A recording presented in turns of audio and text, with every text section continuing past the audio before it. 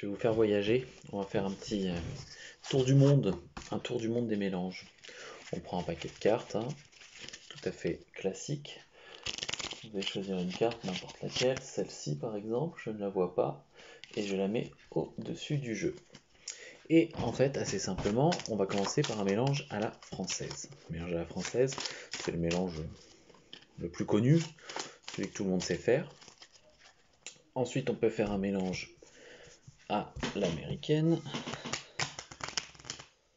Hop, comme ceci. On peut enchaîner avec par exemple un mélange à l'espagnol. Mélange à l'espagnol.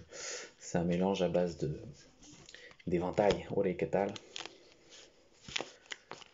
Hop, et vous voyez, toutes les cartes vont venir s'imbriquer un petit peu n'importe comment. Très bien. On peut même faire un mélange à la russe. Mélange à la russe. Mélange fontaine aussi est appelé.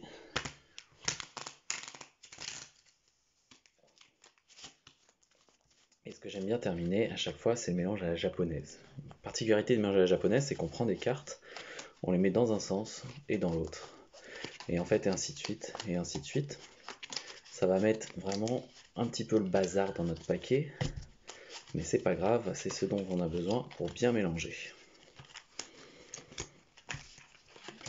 Et en fait, on peut voir que c'est un petit peu effectivement le bordel, parce que on a des dos contre des faces, on a des faces contre des dos, on doit même avoir, je pense, des dos contre des dos. Et pourtant, quand on fait un claquement de doigts, qu'on retourne le paquet, toutes les cartes sont revenues dans le bon sens. Toutes sauf une.